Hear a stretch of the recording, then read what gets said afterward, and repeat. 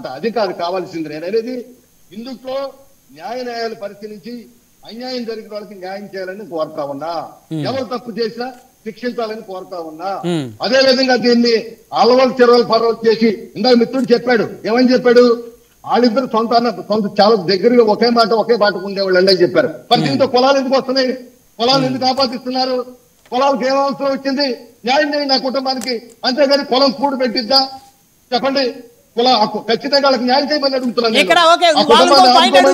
ఇంకొక పాయింట్ గురుమూర్తి గారు, ఇదే వైఎస్ఆర్ కాంగ్రెస్ పార్టీ ప్రభుత్వం ఉన్నప్పుడు డాక్టర్ సుధాకర్ గారు చనిపోతే దళితుని చంపారు అని చెప్పేసి ఆ రోజు మీరు సుధాకర్ గారు చనిపోయారు అనేటువంటి ఎపిసోడ్ కన్నా ఆయన కులానికి సంబంధించిన ఎపిసోడ్ని మీరు పెద్ద ఎత్తున ఫోకస్ చేయలేదని చెప్పేసి వైసీపీ అడుగుతుంది. మీరేం చెప్తారు మరి?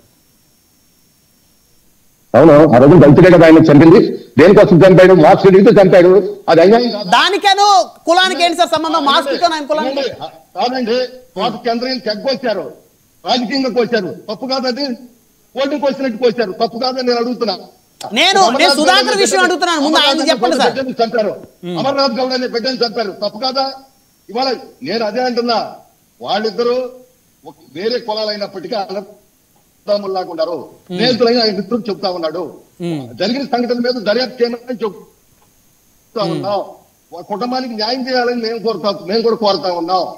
అంతేగాని కులాలు ఎందుకు అంటే నిజంగా కులాల మధ్య జరిగితే ఓకే, మేము కాదంటున్నా.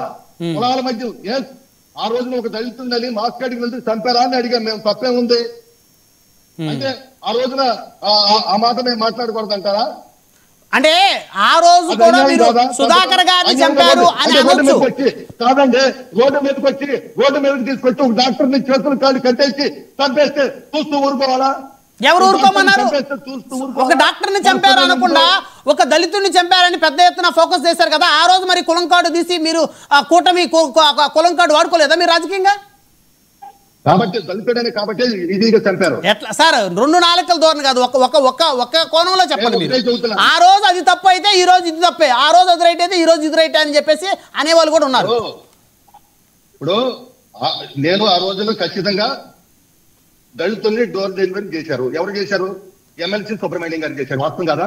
ఇవాళ జరిగిన సంఘటన ఏంటి? ఇదేమన్నా రాజకీయ సంఘటన లేకపోతే ఇదేమన్నా జరిగిన వాళ్ళిద్దరు చెప్పారు కదా లాయర్ గారు, వాళ్ళిద్దరూ చాలా స్నేహితులు, ఒకే కుటుంబం లాగా ఒకే మంచి కలిసిమెలిసి ఉన్నారు. వాళ్ళకి ఏదో మనస్పర్ధలు వేరే వాళ్ళు కల్పించారు, వాళ్ళ మధ్యలో ఎలాంటి ఇది లేదు అని ఆయన చాలా చక్కగా చెబుతున్నాడు కదా. దానికి కులాలు ఎందుకండి? ఓకే, ఇప్పుడు ఇంతకీ ప్రభుత్వం బాధిత కుటుంబానికి న్యాయం చేసే విధంగా మీరేమైనా ముందుకు తీసుకెళ్ళగలుగుతారు సార్ మీ పార్టీ తరపు నుంచి? ఖచ్చితంగా తీసుకెళ్తాం. ఎందుకంటే మా మిత్రుడు చెప్పినట్టుగా, మా మిత్రుడు ఏదైతే అడ్వకేట్ మిత్రుడు చెప్పాడో, న్యాయవాది గారు చెప్పినటువంటి విషయాలన్నీ కూడా మరి కోర్టుకి